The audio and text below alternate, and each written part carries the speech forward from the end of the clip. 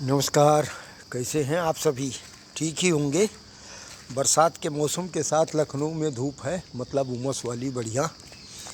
बस कुछ ऐसे सामाजिक बातचीत करने का दिल कर रहा है। बात करें जो देश में आपस में लड़ने भिड़ने वाली ही एक परंपरा चली आ रही है, वो परिवार के ही संस्कार से शुरू होकर और फिर देश तक शुरू हो जाती है। भारत में तो रहने वाले जितने भी लोग हैं उनकी लड़ने की ही हमेशा इच्छा रहती है। अरे अभी तो हिंदू, मुस्लिम, सिख, ईसाई एरिया, क्षेत्र, जाति इस पर लड़ रहे हैं। एक ही जाति के लोग अगर रहें तो आपस में लड़ेंगे। जब परिवार के दो भाई आपस की संतानें नहीं एकता से रह सकती हैं, वो एक दूसरे को मारने काटने में अपने मतलब के लिए लग जाते हैं, तो ये तो इतना बड़ा समाज है, इतनी जातियां हैं, इतने लोग हैं, अलग अलग क्षेत्र के लोग हैं। कोई एरिया में बट के लड़ रहा है, कोई कास्ट के नाम पे लड़ रहे हैं, कोई अपने वर्चस्व के लिए लड़ रहे हैं। तो पैदा हुए हैं तो किसी न किसी तरीके से मरना भी है, चाहे वो लड़ भिड़ के मरें या तरीके से रहें। विश्व के कई ऐसे देश हैं जो बहुत अच्छे हैं, संगठित हैं, बढ़िया हैं। पूरा का पूरा देश, उनके हर नागरिक अपने देश के लिए वफादार हैं, अच्छे हैं। लेकिन हमारे यहाँ सबका साथ सबका विकास के चक्कर में कुछ सत्यानाशी की तरफ चल रहा है।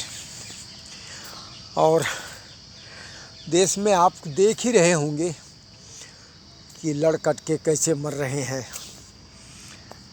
होटलों में आग लग रही है, पैसा कमाने के चक्कर में ऐसे पड़े हैं, लाछागिरी बना दिया। क्या बताएं किसको?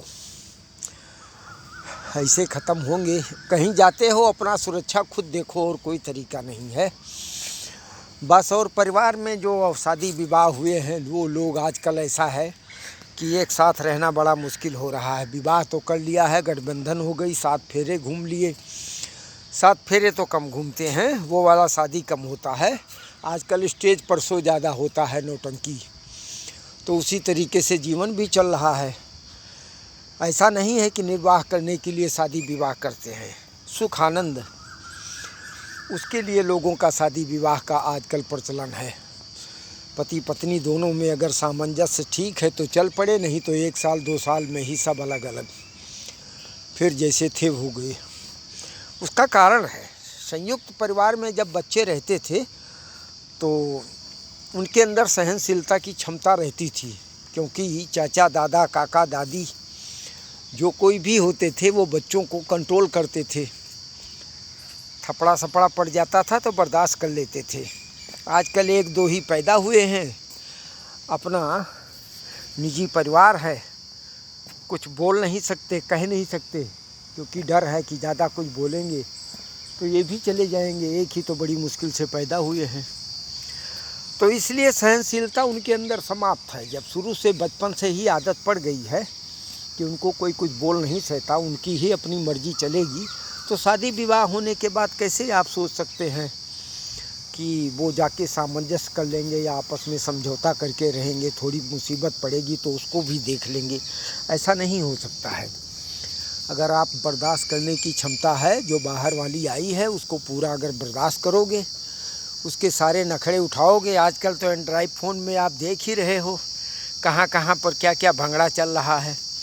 आदत ख़राब होके बढ़िया आई हुई है, ज़्यादा कंट्रोल करोगे तो आफत हो जाएगी। और अगर उनका तमाशा देख के तुम भी उनके तमाशे में सम्मिलित हो गए तो ठीक है, फिर वो चलता रहेगा।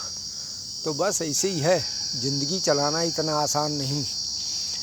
बाकी तो देख ही रहे हो कैसे क्या है, मौसम से लेके महंगाई तक। महंगाई भी क्या करेगी, जनसंख्या पे कोई नियंत्रण नहीं है। 8-10 पैदा करोगे तुम, रोज़गार देगी सरकार, ऐसा तो तुम्हारा दिमाग है।